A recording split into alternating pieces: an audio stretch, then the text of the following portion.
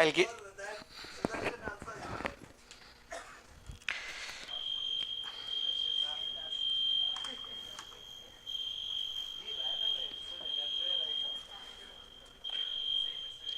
Why such alarms? I don't know. Okay. Okay, so with this note of humor, uh, so this particular topic, bioderivatives for a sustainable bioeconomy, would mostly emphasize on the role of substrates and various categories of biocatalysts that transforms these naturally abundant substrates and waste substrates into tangible products through processes that could be used for aspects of energy generation, energy production, and are playing a role in today's bioeconomy. So let us look at the challenges that we are facing today. Although we say that we are heading towards a $5 trillion economy, and soon we will be able to overshadow China and US to become one of the greatest economies. So yes, Bharat is becoming Vishwaguru. At the same time, tremendous amount of challenges are also surmounting. When you look at the current scenarios, it says India has a few problems. When it is few, it is not a lower number of problems, it is food, energy and water nexus problem. So here we have a very intricate network between food, energy and water, and of course if we stress on one aspect, the other two are certainly going to be affected. So in this context, we have already stressed more on some of these natural resources.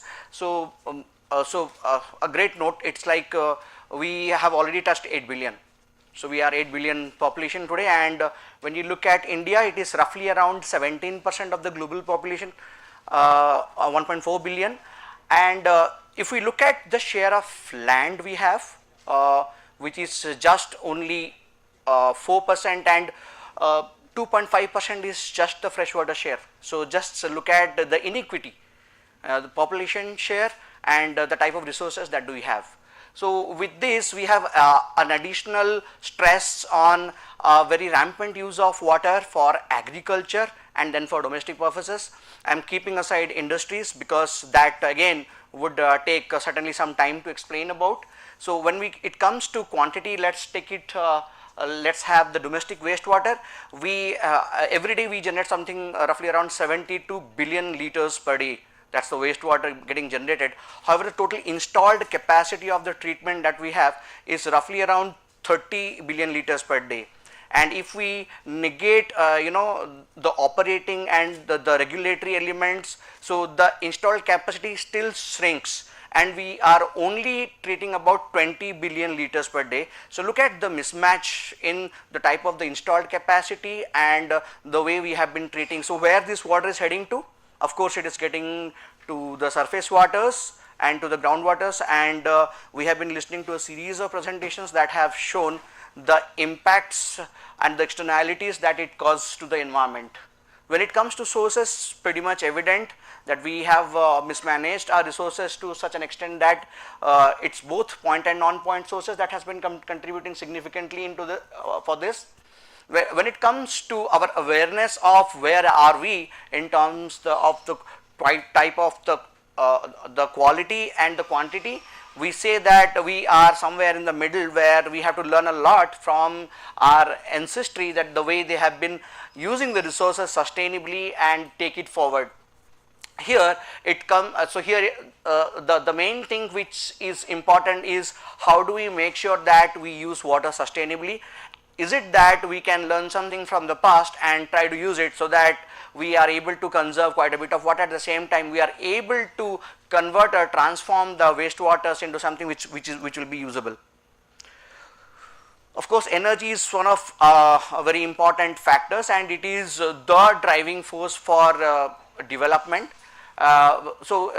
In terms of the energy scenario today, although we are 1.4 billion population, however, our requirement for energy has gone manifold. So if we look at 2000, where we had a requirement of around 260 million tons of oil equivalent, so it has rose 4 times to roughly around 1000 million tons of oil. That's the total amount of energy we require today. So of course around 45% comes from coal, but there is certainly a greater share of bioenergy. Around 25% of the energy requirement is still met with bioresources.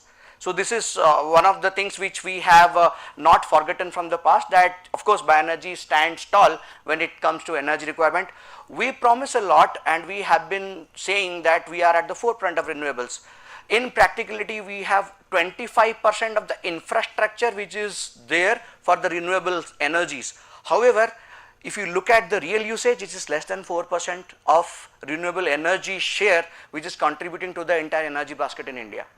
So there is a great mismatch, not just in the demand and the supply, but also what we promise and what we deliver. So in these cases, again, there is a scope where we can bring in some of these bioderivatives which is transformed through a biocatalyst, be it any type of biomass, agricultural residues, waste, that could be sustainably converted into forms that could directly act as feedstock for energy generation. And then we have agricultural food security. Of course, it is very fascinating to know that we have overproduced grains this year. So this is again because of a lot of nitrogen and phosphorus that goes in. And when we look at the nutrient scenario here, globally, if you look at about that 8 billion population, we need roughly around 250 million tons of nutrients, and an Indian share would be somewhere around 130 million tons of the nutrients that are required for producing grades, which is feeding the entire globe. And if we look at the type of the energy requirement, it is huge, because we do produce a lot of urea, which is the packaged nitrogenous product from a very energy consuming Haber's process, and this leads to a greater share of energy getting driven into nutrient production that we could have otherwise used for transport or some other sector. Although transportation again takes 20% of the total energy which is there. So in this context, in these situations, can we think about some nutrient alternatives? Can we think about biomass assets to be used as nutrients? Can we ameliorate, can we tweak the biomasses in such a fashion so that there could be readily available nitrogen and phosphorus to the, so that it reduces our imports on the nutrients? Of course, when we look at the, so these are some of the snippets that we have prepared. So this is the India map which shows the nitrogen deficiency across the country. You can see here, although we say that we are agriculturally more productive, but then that is by the excess usage of nitrogen in some of the areas. However, what we have observed or witnessed in the due process is we have lost out the organic content as well as a lot of soil nitrogen, which would have been there if we would have sticked on to the conventional practices. This is because of over usage or unscientific ways of applications of urea because of subsidies and so many other. So I am sure that people have already talked about it, and also to an extent about the washouts or the runoffs which are very consistently taking all those readily assimilative and dissolvable forms of urea into the oceans and the bays and the seas. So this is what is happening to nitrogen, and these legends reflects what's happening to zinc. So with the macro element, we have also an associated micro element where it could stand one on one. So when we look at the phosphorus scenario, it is no better. In scattered form, phosphorus is also getting reduced at a greater alarming rate, which is critical, is because phosphorus is the limiting nutrient which can actually curb the agricultural productivity to a greater extent. And when we look at the distribution of potassium, although it is sparse, we do not have a great deal of data on today's potassium transformations. However, the middle part of the India is mostly associated with some of those regions where we have a very consistent potassium decline, and this is also associated with copper and sulfur decline. And the red zones are where we have a lesser intensity of magnesium that has been seen. So this particular slide gives us a picture of what is happening to the nexus.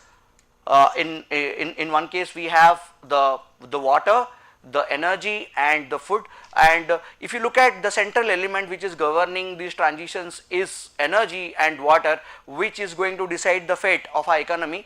So there is a possibility that we might be able to have development not at the cost of environment when we integrate these principles into the sustainability fabric and look at holistically how do we use researches. So that is why we are moving slowly from a linear economy to a circular economy where each and every product can be used and the byproducts could be reused so as to bring down the total investment and make profits in most of these commercial aspects. Now 2025 vision is largely based on a drastic shift in the bioeconomy by the use of renewable natural resources, these things we have just discussed, wherein we are mostly focusing on the primary production sector, which is all these agroforestry, fisheries and aquaculture. So there is certainly going to be a revamping of certain sectors by using the elements of sustainability, that is the bioderivatives, and of course that will at a later stage impact the economic and industrial sector, which will be able to produce a larger amount of the commodities as in food, feed, fertilizers, bioproducts and services.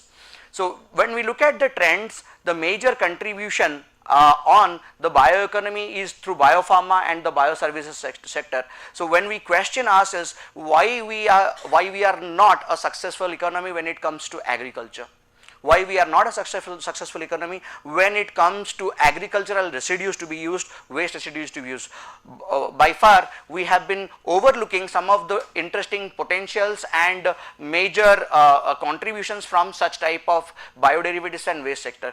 So when we did a sort of an analysis, we could see that there is a greater share of the biopharma compared to the other sectors. And when we looked at the next level, so here this is a break even of the sector, and here we could see that there is very small room for bio-related products like biofertilizers and pesticides and biofuels. So this might be because of a lack in use of some of these substrates that could have been used otherwise for production of a lot of fuels. So when we digged more and we looked at the most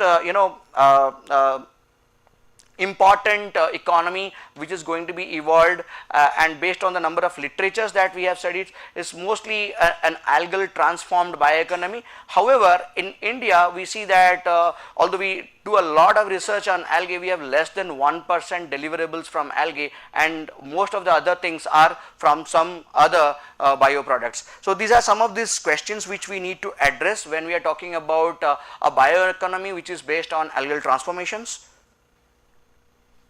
So algae being one of the very potential organism is being looked at various stages where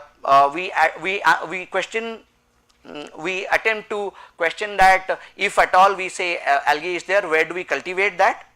So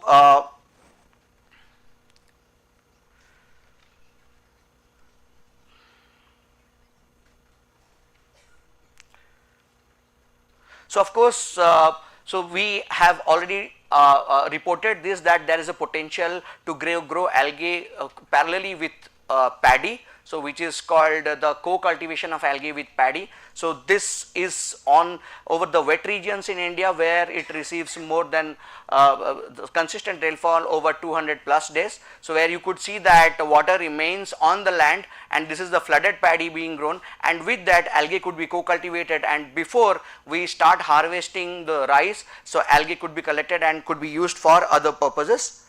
The other sources to be grown are where we have these regions which are mostly predominantly the paddy rich areas. Of course, we have the seaweeds that could essentially contribute to some of these areas. So, this is mostly over the non-fishing zones wherein we can provision to cultivate algae and grow them and can harvest it, so that the revenue requirement of the fishermen could be met in the non-fishing seasons.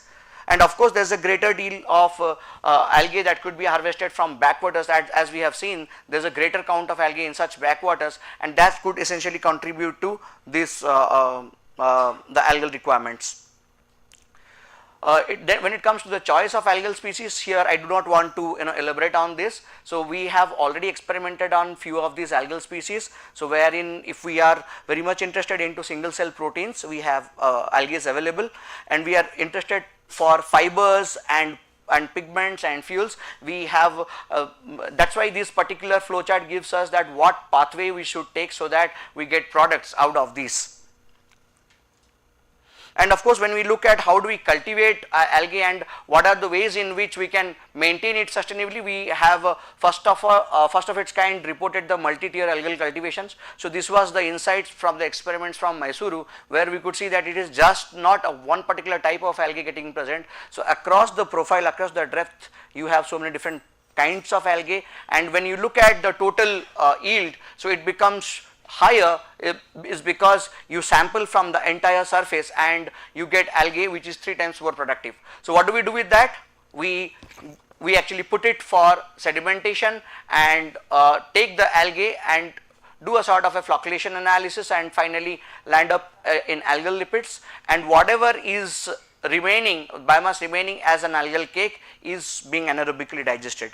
So, this is one of the strategies. The second strategy is multiple cropping, as we have just told.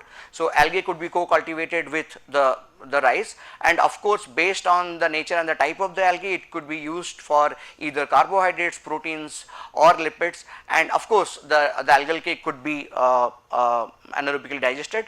And then we devised the cascading algal plug flow reactor right here at CES, wherein we actually took insights from what is happening in field in various types of wetlands in Bangalore and Mysore, and similarly we created different reactors which will provide an array of organisms that would eventually land up or end up in giving us a treated effluent, a system where it evades greenhouse gas emissions, and thirdly a system which will give algal byproducts. So, it has a win-win condition where we are not only restricting the greenhouse gas emissions, but also allowing water to get treated and getting value added resources as algal products, which is an essential feedstock for biofuel.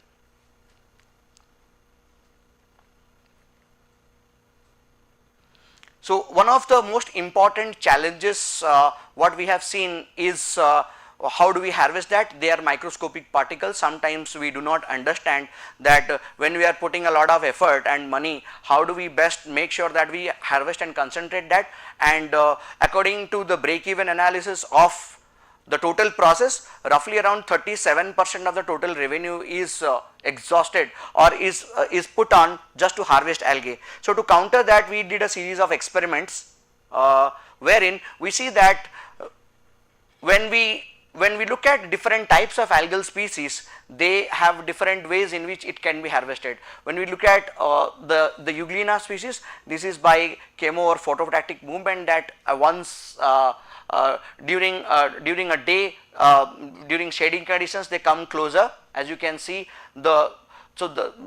initially the color is very dark because of the algal predominance everywhere, and then they come closer because of chemotactic and phototactic movements. So, this is one of the essential ways in which we can actually harvest tons and tons of algae when we have the same model being replicated in treatment plants or in harvesting ponds. Then we have this natural phenomenon of autoflocculation, where after the culture this algae autoflocculate because of certain type of biological flocculant which they secrete, and then we harvest the top layer, and then that could be used subsequently for fuel and fodder purposes. And then of course there is an aggregate formation in case of spirulina species, where after the growth and with a drastic change in pH conditions, it would form aggregates, which is high alkaline conditions. So these are some of the strategies that were eventually known when we are experimenting on how do we harvest and when we employ such strategies, we are able to harvest the algae where the contribution of or the investment reduces to 1/3 when we are employing such strategies.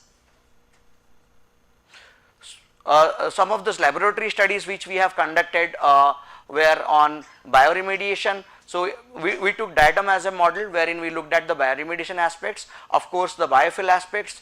We found out certain agents, these are extracellular polysaccharides. Today some of the students are presented on EPS, which is responsible for flocculation in algae. Of course it has a silica element which is a biogenic silica, and very interestingly this has photonic properties. So it can actually help in generating charges or generating an electric current. So it can transform photons and can generate electric currents. So that is one of the things which is being capitalized today, largely after our initial study on diatom milking, wherein this silica is being looked at various levels so that it could amend the necessity of the silica for silicon dioxide cells which are presently used for solar cells. And of course it has a beautiful optoelectronic property that we are still about to try.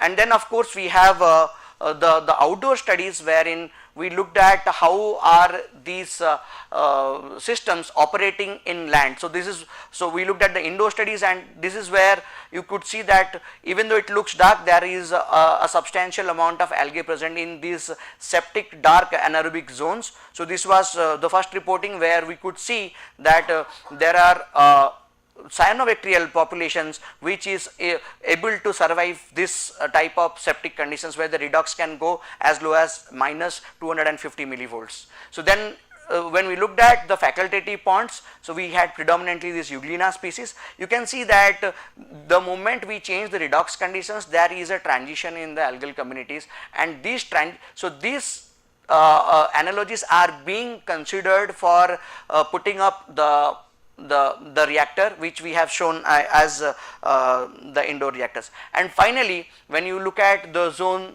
here, we have mostly the green algae which is in the maturation pond, and this is a particular analysis wherein we counted the cells and looked at the autofluorescence levels, and it was just a validation that we are moving from an algal community which is in the low redox zones to algal communities which are also at high redox zones. So such type of analogies have helped us to devise technologies which could treat water at the same time we can have an algal harvest. So this was put at the next level as a pilot plant when we have been doing our studies in the US, wherein we were allowed to set up a treatment unit just besides the treatment plant, which is a 450 MLD treatment plant. As you can see here, we have a series of different types of reactors over here, and in these cases you could see that initially we have this anaerobic filters. So here it does three things. One is it curbs phosphorus, it hinges onto it, the metal settles as metal sulfides, and finally the effluent which is rich in carbon, nitrogen and other trace elements get into this mixotrophic phase, and here mostly carbon and nitrogen gets captured, and we see a group of algae getting grown in this, and that is collected through this algal settler, and then the effluent flows to the other chamber which is the phototrophic phase, wherein an assemblage of algae grow which takes in the remaining nitrogen and phosphorus, and again we collect this algae at the second stage. Finally we have a wetland filter. So here we had only a choice which is poplar because there was not much plant diversity over there. So here we have this willow and poplar plants put together as a wetland cell, and this showed us a very good clarified water wherein we could meet the EPA regulations. At the same time, we were able to also harvest algae. When we tested that algae, the algae were lower in lipids but were higher in nitrogen. So we thought of slightly tweaking the procedure, and we thought of devising systems to use this algae as nitrogenous fertilizers. So again, the next stage was to take this algae here and test it and compare its efficacy with conventional nitrogen synthetic fertilizers, and we were very happy to notice that the growths were almost parallel. It could actually sustain the growth for a longer time, is because it is not readily available nitrogen, it is mineralized in the due course. So it persistently provides nitrogen post mineralization rather than a flush one flush application of urea in these cases. So this is typically, I will not get into the details of this. This is how we observed the transition in the algal communities as we move from spring, summer, winter and autumn. So you can see that how the transitions are happening across. So this was a long term study which we took, and these are in months, and here you can see the relative abundance. Similarly, we saw a slightly different thing happening in the other pond, phototrophic pond, where you could see that there are other algal categories which have contributed to the biomass, and each of these biomass are unique in its applications for food, fodder or fuel. We were also noticing that with algal transitions there was a drastic transition in the bacterial populations, and you can as you can see here. So we had a decrease in the pathogenic bacteria is because of a higher oxygen secretion from the algae. So his decrease in Bacteroidea, Delta Proteobacteria and Bacilli. At the same time, you can see that the beneficial phototropic bacteria is higher towards the end of it, which also shows that there is a drastic transition in the bacterial populations, where we are having a succession from the pathogenic ones to the non-pathogenic ones. So this was an outcome of the MySeq Illumina sequencing that we did along with this algal analysis, and this is a sort of a community analysis wherein we could find different groups that contributed to the treatment capacities.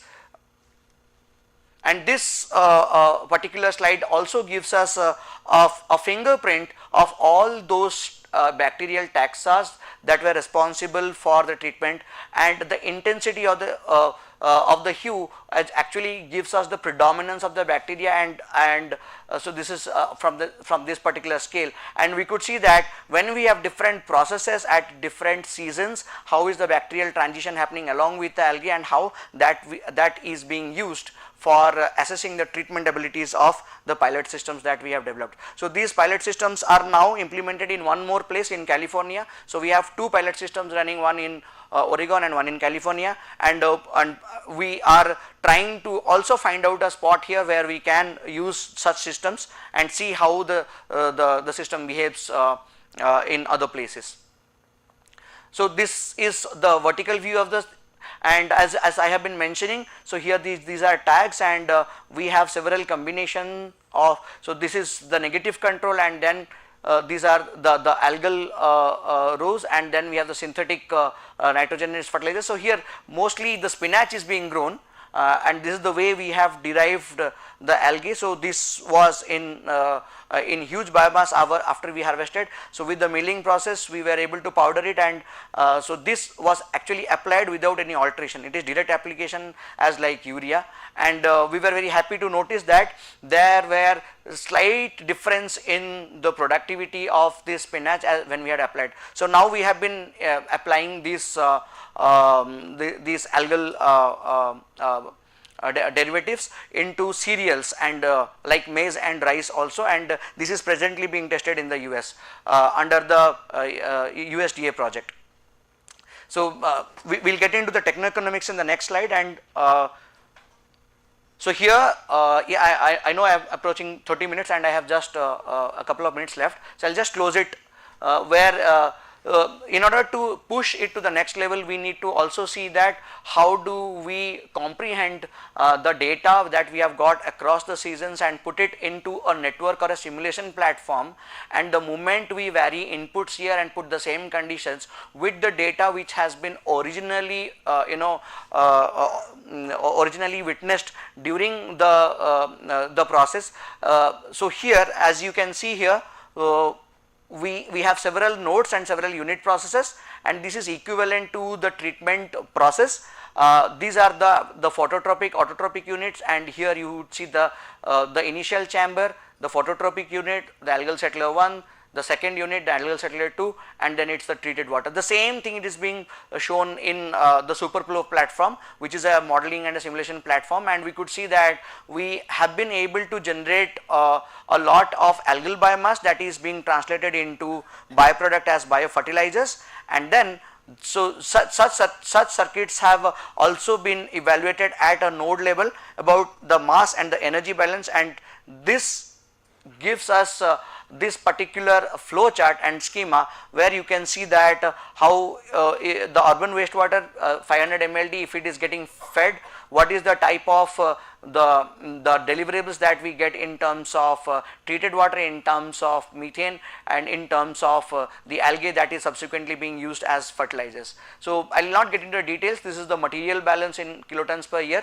because we have simulated it for 500 million liters per day with exactly the same conditions, and also there is a way in which we can assure or validate that the results are in proportion, where we need a convergence where it should show a value of 0.9. And then the economic valuation was also done because of the proprietary software which also involves a lot of data in it, and we could see that based on the economic indicators and the mass balance savings, we have the profitability assessment. And here if you look at the revenues, we are having a profit wherein the unit production cost is low. At the same time, you have a gross profit and a net profit. Some of these economic indicators are the return on investment, which is 17.07, and the payback time, which is 5.86 years. So with these values, we can see that how such systems could be developed at the next level, where we could be able to have a system where we have treatment, at the same time revenue generation from such type of commercial exploitation of the system. We also did an LCA wherein this could be the inputs. Although the system boundary was limited, we did not want to get into all such products, so we only took the biofertilizer out of it, and so the inputs were the material and energy balance from the SuperPro network, and the outputs were in terms of indicators, which is life cycle assessment indicators. So here also we got a substantially low emission. At the same time, we could also see that we have a lot of products that are being generated that degrades with the time, and there is no eventually anything which stays. So that gives us a positive result from the life cycle assessment of the MAB, which is the multimodal algal bioreactor. So, so when we compared it with the conventional wastewater treatment, we got positive results in terms of savings in carbon. So, carbon neutrality. At the same time, we were able to earn a lot of credits because of transforming the carbon to products. So, in a nutshell, yeah, this is what we have done. We have initially started with the lab cultures. This is a summary of the work, and of course, we tested the mass productions. So this is at a separate place where we have looked at the dairy effluent, and we have seen that the municipal wastewater treatment and the dairy effluent are productive enough. So we did field tests, and then we could eventually land up in algae which could be harvested in kilograms. And with the help of pilot design and on stage operation, we are able to find out those critical parameters which are very important in terms of the long term gains. With this we did the taxonomic as well as the correlation analysis for the algal bacterial population, and we also looked at that how such treatment packages could involve in the betterment of the process by generating revenue. And with the help of techno-economic analysis and life cycle assessment, we were able to arrive at numbers which showed profitability as well as great life cycle benefits is because of a greater carbon savings. And finally, from the utilitarian point of view, we used the products also to demonstrate that such products, if used sustainably, could also compete with synthetic fertilizers, where algal biofertilizers are presently being used for crop trials. Thank you very much.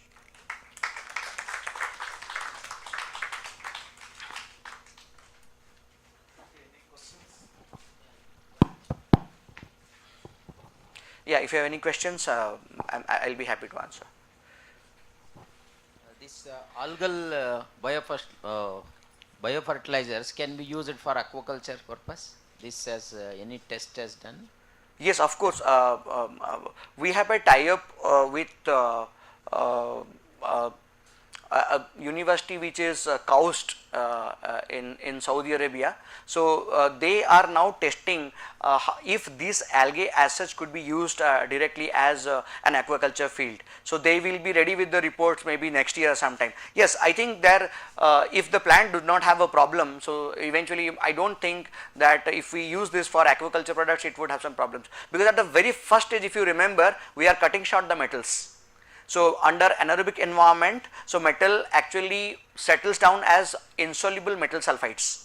So that's how we are restricting metals in the very first stage. So in the follow through, we are chopping off the nitrogen and phosphorus, and what is kept in the algae is actually reaching out to the plants. I think that's a very valid point wherein we can use such things for aquaculture as well. And one doubt regarding the waste treatment algal blooms, which is more your abundance you are getting in the production, but what about any bioaccumulation of toxicants in that algal production? So that one doubt or suspect. Yeah, that might be happening environmentally. So that's why we have a two-way filter. So when it reaches to the plant, so if there is at all any of these trace elements remaining, that would be managed by the rhizospheric zones in the plants, which is at the wetland cell at the end. So we have designed it in such a fashion so that there is a two and a three-way filter which taps off metal at the first stage, and then algae's metal gets precipitated, and finally if there is anything left out, that could be taken by the microbes which are associated in the rhizospheric zones in the wetland cell. Okay, I am congratulating for this novel idea of for current problem is there in India for the lot of pollution. Thank you. Thank you very much. Does it also help to rejuvenate the soil? Because soil is a major problem, like you mentioned, the phosphorus and the fertility of the soil gets affected. Yes, that work is under progress. We are doing isotopic analysis in this. I forgot to mention. So just to see that is it that nitrogen which is supplied through the algae carried out taken by plant, or it is the nitrogen which is transformed by the originally present bacteria. So we have done an analysis of the N14, N15 analysis and C12, C13 analysis that will actually find out which nitrogen is actually accumulating in plant. And of course, if we are doing that, we will also get to know that such type of things, are they having any amelioration to the soil and eventually helping the soil to rejuvenate.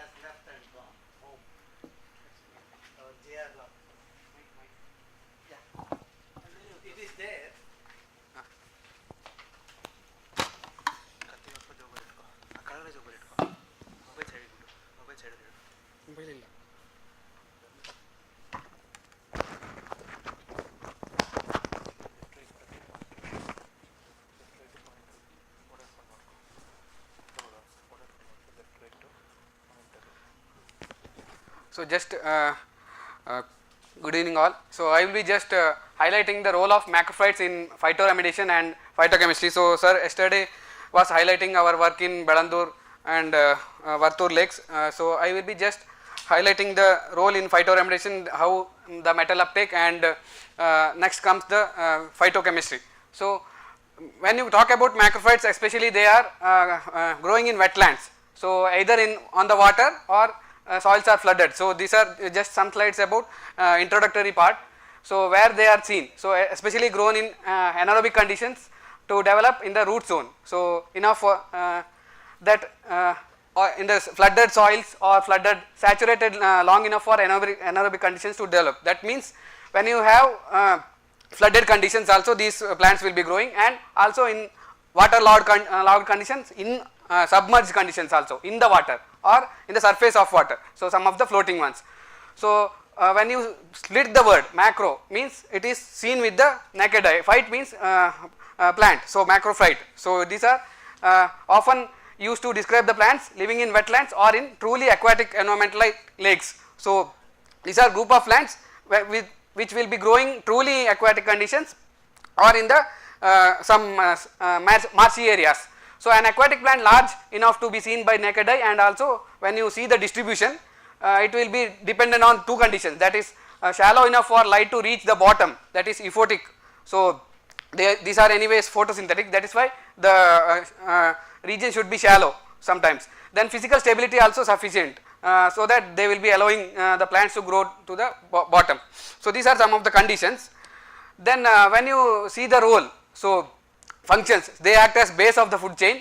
So then through photosynthesis they will be linking the inorganic environment with the biotic one. So through the uptake of some of the carbon, nitrogen, etc., then nutrients especially, then provide habitat. So they will be habitat for other organisms like periphytons, algae, then other some of the aquatic insects, amphibians, etc.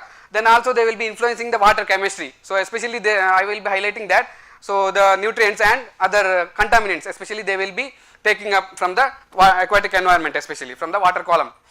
Then they also influence the hydrology and sediment regime. Again they will be influencing the hydrology, that is water conditions, and also the sediment regime. So some of the rooted ones they will be influencing the sediment regime conditions also. Then also one of the role is biological indicators, as other organisms like aquatic insects and other some of the organisms, these macrophytes also play as a biological indicators. By seeing the species diversity and different types we can say how healthy the aquatic environment is. Then also some food, some will be eaten, then biomass for energy generation, and also medicinal value, culture and economic importance. So especially I will be highlighting the phytoremediation role and also the especially the medicinal value, the phytochemistry when you come to the medicinal property. So when they are seen the profuse growth, especially when the nutrient conditions are high, you can see profuse growth of these macrophytes, they will be showing high growth rate. Then also they will be accumulating nutrients directly into their tissues. So leaf and other tissues, these nutrients will be directly accumulated. And also in the treatment of wastewater, when you see the wastewater treatment, especially for the treatment of highly rich nutrients N and P, because they will be directly storing in their tissues, they can be used. Then also when you see the types, especially when you see the plant divisions, 7 divisions will be included in group macrophytes, especially cyanobacteria, some of the algae, then chlorophyta, then rhodophyta, then xanthophyta, bryophyta, pteridophyta and spermatophyta. So larger angiosperms also will come, then pteridophyta, that ferns, then bryophyta, some of the species will come, then xanthophyta and chlorophyta. So those are some lower organisms, you can say, plants. So these 7 classification will come under this group macrophytes especially. So when you call macrophytes, those will come. Then especially 3 will be dominating that. That is the group of carels, that is macroalgae, that is macroalgae especially, chlorophyta, their order again.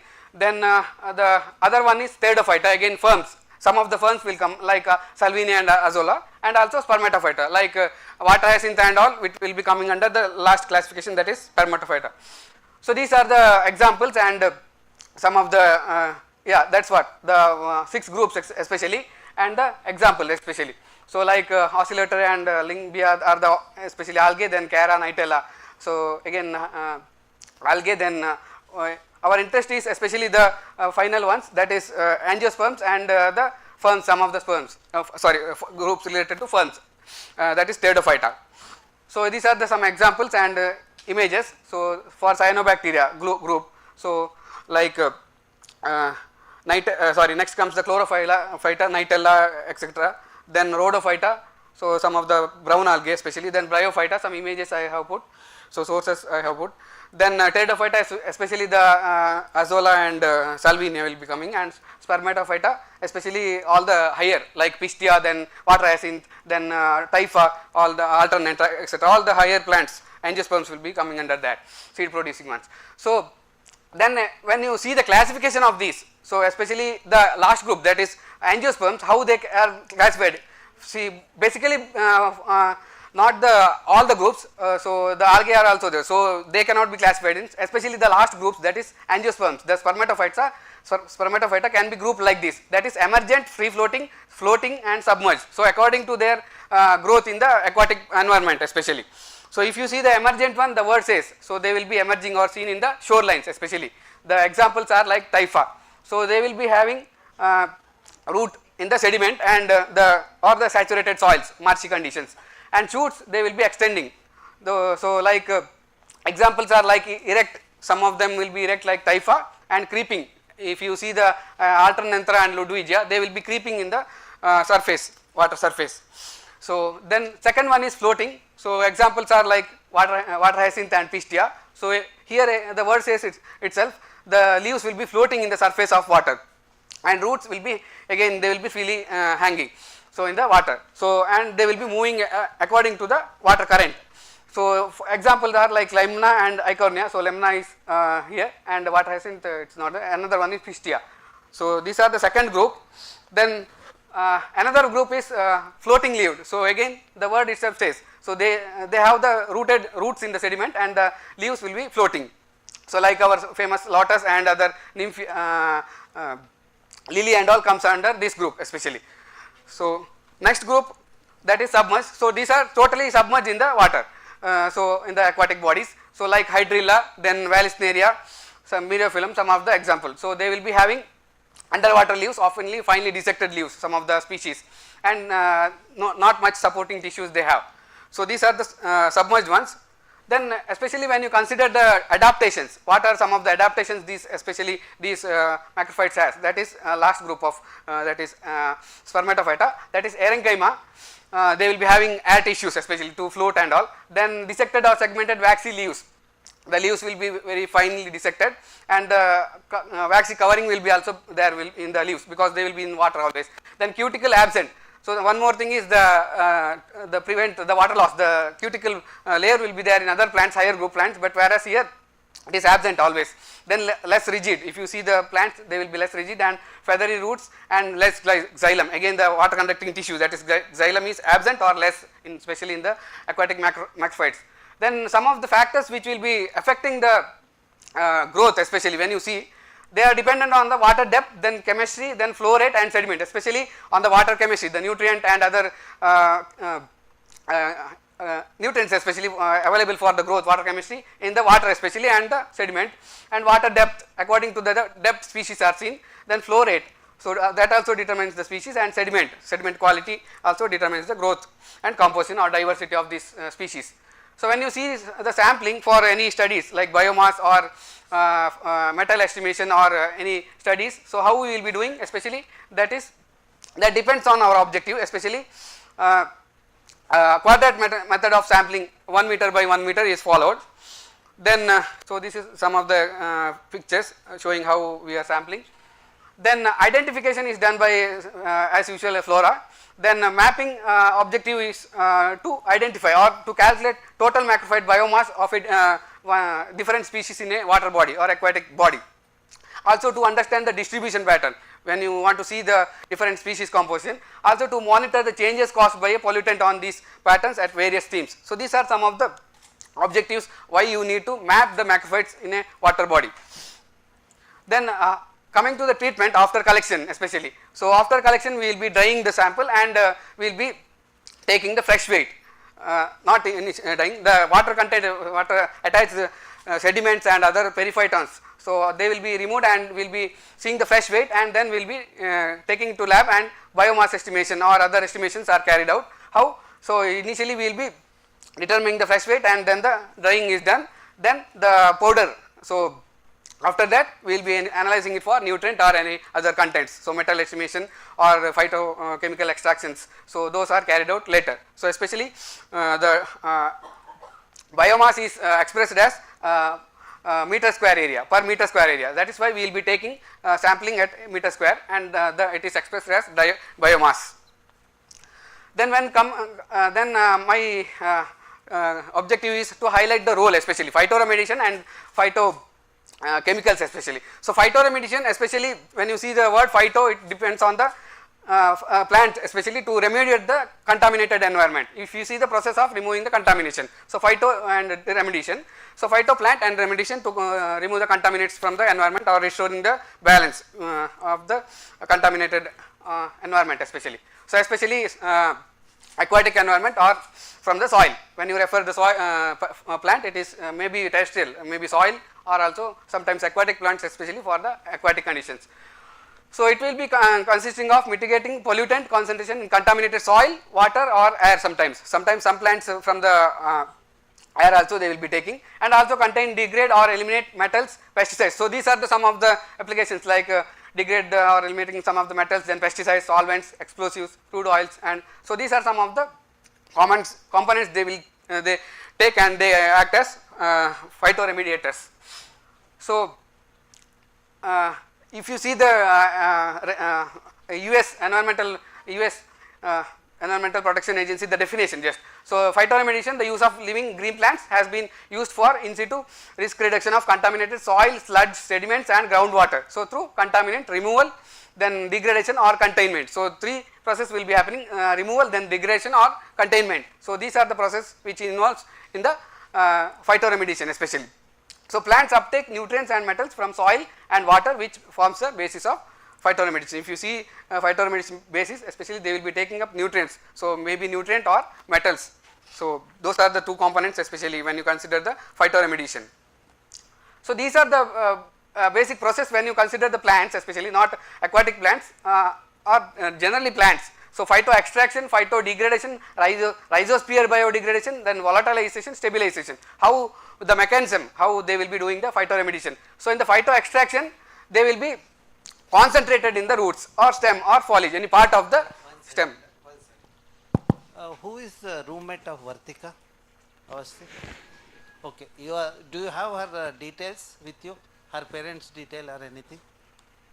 You don't have. Okay. Okay, continue. So phytodegradation, where plant enzymes help catalyze or break down the contaminant molecule. So here especially they will be taking and they will be breaking down the molecule, the contaminants especially. Rhizosphere biodegradation, where the plant roots release the nutrients to microorganisms. Especially they will be giving to microorganisms, so which are active in biodegradation of the contaminated molecule. They will be absorbing and they will be giving to them. Then volatilization, it will be evaporated. So where transpiration of organic, selenium or any other contaminants. You are on 27th slide out of 182. No, not this. No, not 182. It is just 45 or 50. It is. No, it is not. I will be ending before that. Don't get 10. 27 out of 182. No, it is 40 or 50. That's all. So they showed me the slide. No, it is not 40 or 50. So I wanted to highlight the mechanism especially. So here volatilization, again there transpiration of organics. So whatever the absorbed ones, so or the contaminants like mercury, so they will be run through the leaves of the plant, transpiration especially.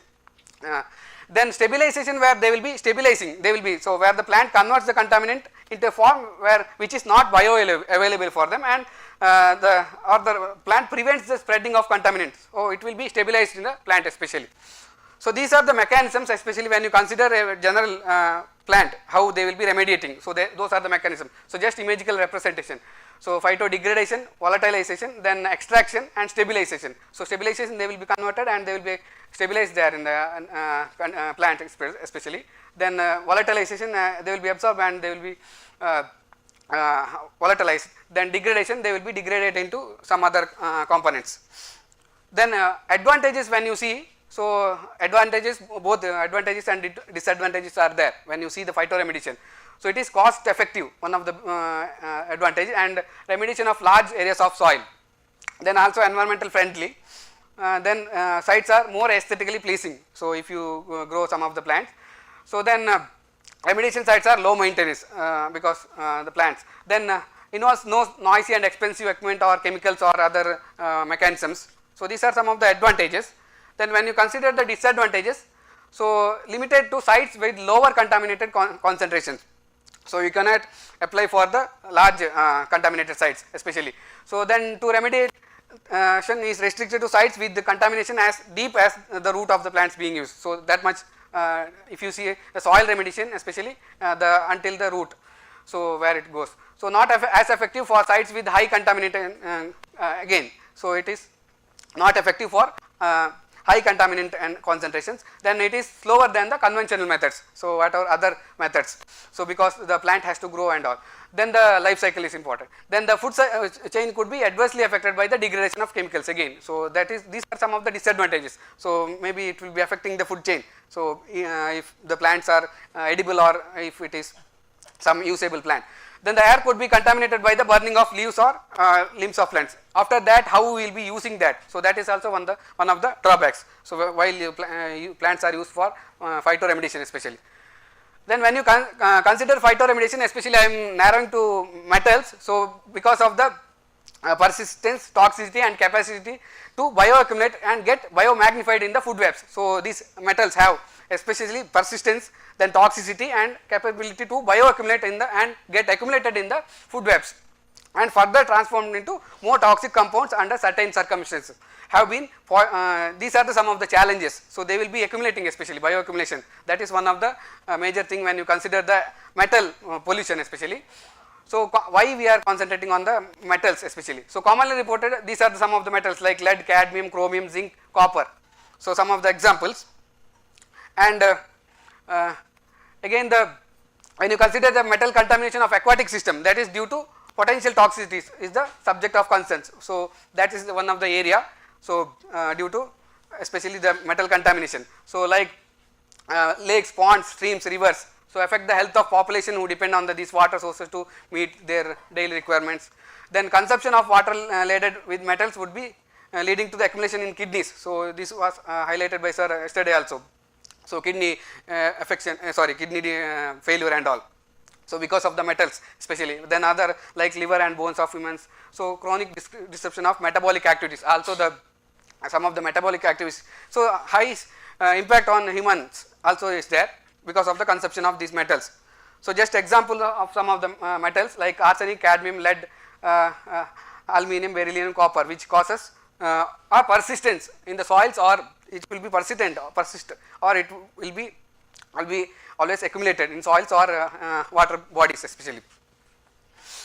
Then aquatic phytoremediation when you consider, so aquatic phytoremediation is there and also terrestrial phytoremediation is there. So especially we are highlighting aquatic. So aquatic phytoremediation is a phytotechnology used for the removal of pollutants from surface waters. So remember the surface waters and the restoration of impacted water bodies. So to remove the contaminants especially from the surface water and restore them. So like streams, lakes, ponds. Then within surface waters, plants can be cultured to remove pollutants from both the water column and the sediment, and can be deployed, either they will be grown in the water column or in the sediment, and can be deployed at either the point source. So at the point source you can apply them, or within the water bodies where diffuse pollution is problematic. So you can apply it at the point source also. Then aquatic phytoremediation specifically uses macrophytes for removing and degrading pollutants. So again, to remove and degrading the pollutants within the aquatic environments. So these are some of the again the accumulation mechanism and parts and some of the species. So mechanism already I have described the phyto extraction, stabilization, volatilization, degradation, and if you see the medium, again it will be in water or soil, both medium it can be applied, and description. So how they will be doing, so like solubilization and all, that also explained, and some of the parts where they will be accumulated. So like in shoots and roots or in rhizosphere especially. Then some of the examples. So when you consider especially the floating ones and some of the emergent ones what we described, they will be helping in that. And another one is macronutrient remediation. So other than metal remediation, it can be used for macronutrient remediation also, that is especially N and P. So they will be having uptake capacity of nutrients, that is macronutrients. These metals will be coming under micronutrients, whereas N and P or other substituents will be coming under macronutrients, which is very essential for them, all not only plants, humans also. So macrophytes that have the greatest biomass production or fastest growth rates when they have high amount of these macronutrients, especially when they have these macronutrient abundant in the system, they will be having high growth rate. So for example, like they have given the numbers, so about 60 to 110 tons per hectare per year the growth rate, or 6 to 26 for example, that is for Typha latifolia, like that. So especially you have to consider that when the nutrient is abundant, they will be having high growth rate. And some of the nutrient content and the removal capacity per hectare per kg per hectare per day, if you consider, they will be having high amount of again nutrients, that is N and P, especially macronutrients. They will be having in their mass, that is percentage dry weight, it is expressed as percentage dry weight, I told in the sampling part itself. So it will be expressed as percent dry weight, they will be having this much content.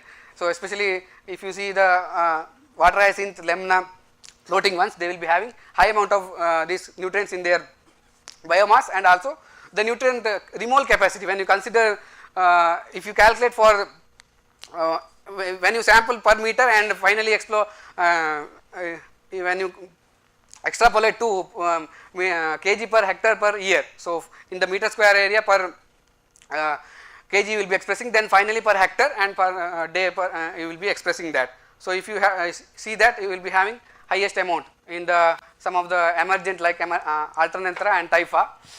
So this is the image of Typha. Then when you see the nutrient uptake by macrophytes, so this is what just our study, so sir was highlighting yesterday, and again I have highlighted the removal capacities. So like phosphate, again the P sources and N sources, phosphate and again the nitrate and ammonia. So how they will be uptaken just in the lab conditions. So we have seen, so that are the percentage removal especially. So around 60% water, this is especially ammonia form of again nitrogen. So 60% pistia, 50% lemna. So especially floating plants I was highlighting. Then again nitrate removal. So this is also again N form. Water hyacinth had 25, pistia 17, lemna 20%. So this is the according to the removal rate. Then again when you see the constructed wetland, the role, so in the neutral removal again, so like especially carbon, nitrogen and phosphorus, yesterday sir has highlighted our work. So that is after the wetland, not only the role of plants but also the role of microorganisms are also there, but especially when you see there will be 66% of organic carbon and phosphate 40% and nitrate 32.5%. That was the contribution from wetland, so which has the macrophytes.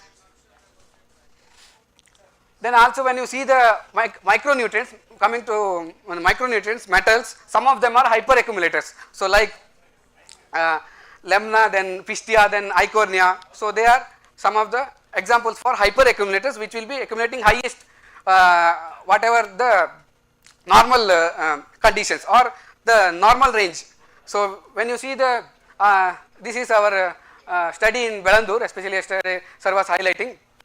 So Vartu there was not much accumulation. So these are the major macrophytes found there, that is Typha, eichhornia. Typha is emergent, then eichhornia, Alternanthera again emergent, and Euroclea panicoides, that is also emergent. So on floating especially eichhornia was dominating there, and how much they were accumulating especially. So when you see the statistics, this is the highlight of that.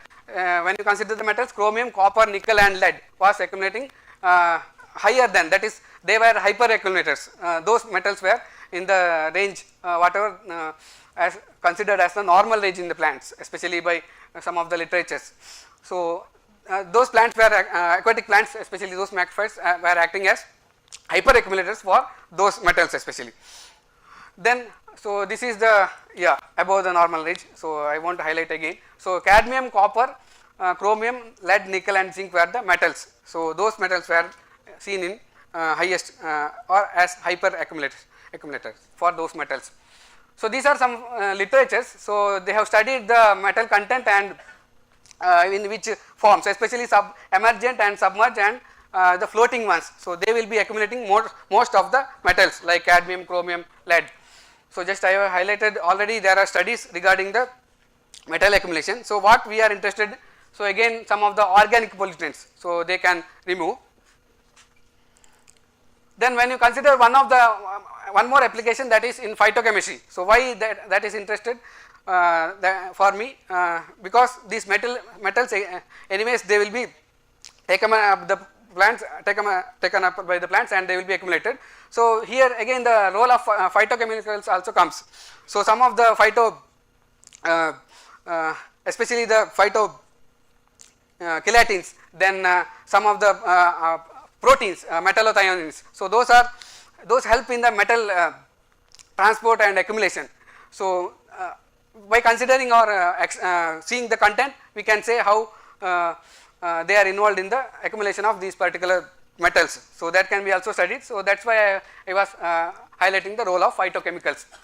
So when you see the phytochemicals, so especially the secondary metabolites, they will be coming, they will be produced in the stress conditions especially. So they will be helping in the attack of or in the diseases, or they are, especially when you see the secondary metabolites, they are specialized biochemical compounds and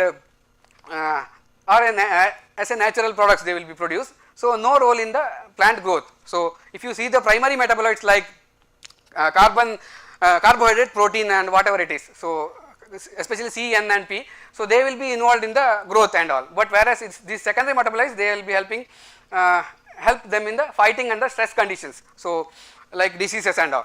So they are biologically active, taxonomically extremely miscellaneous compounds produced by plants and released by plants to protect them, insects and herbivores, especially to protect from any other insect attack or herbicide content. So they will be especially helping in the protection especially. So these are some of the phytochemicals. So I won't go details into that. Some of the terpenes, phenolic compounds, then for example antioxidants. So these are all will be coming under phytochemicals. So what is their role again? So if you have these compounds, they will be playing in many of the preventing some of the diseases, especially all antiviral, antibacterial, antioxidative, then antimicrobial, anti-allergic. So many roles they have, especially in preventing the diseases and preventing the plants, especially from the disease attack. So these are some of the medicinal uses. When you see the medicinal uses, especially because of the phytochemicals, so that's why they can be used as medicines. So many of the aquatic plants from the earlier time they are using. So I have given some of the examples. So again, if you see the secondary metabolites, they will be having various metabolites also, secondary metabolites also, so which will be coming under phytochemicals. So these are some of the examples in both all the species like emergent, then floating and both submerged, all the species I highlighted there. I won't go to detail. So one more study, just I was highlighting about the water hyacinth, what we have seen in the Belandur lake. So some of the phytochemicals. Yes. Yeah, it's this is the last. No, I am not. This is last. So that's why I was rushing. So this is just the highlight of phytochemicals. So what we have seen, and also the antibacterial assay. So like gram positive and gram negative of especially water hyacinth species we are concerned, because it is dominant. It was dominating in the Belandur lake. So that's what I was shown in the that metal accumulation graph also, and also in the antioxidant activity methylenic extract, and we compared with the ascorbic acid, and finally the some of the LCMS was carried out to see whether some of the other than normal compounds what they will be accumulating. So some of the extra chemical compounds, like some of the compounds we have seen like hydroxypropanol, which will be accumulated from the environment especially. So, this is what I wanted to highlight, especially the role regarding the phytoremediation and phytochemistry in the phytochemistry especially. So, this is in nutshell. So, I was rushing. Thank you. Thank you. So, if you have any questions, I will be able to. You can ask one question, no problem. He will be happy. Otherwise, he will be very unhappy. That blue mic. That way, if does ask, he will be more happy. Eh? Otherwise, Chandra will ask. Oh, no question. Really angry. Durga, you don't want to ask any question. It's really bad. No one is asking question. No, I won't feel bad. Already it is 9. No, no, I had kept something in my mind, the third slide. Okay, but so this is regarding macrophyte based indices. With the type of work which you have done, can we do like Cincy Silva has already developed decision support system. So based Yes, on we the can. macrophyte, can we also have a decision support system as an outcome of your work? Yes, we can do. So, for Bangalore lakes, Sir, he can do a decision support system for Bangalore lakes based on macrophytes. It's the plan. Actually, Cincy and Durga are developing that. Okay. We can integrate so I just highlighted the importance. My Okay. topic was role of macrophytes in especially Wonderful, as a wonderful. phytoremediators and Thank you very much. It was very interesting.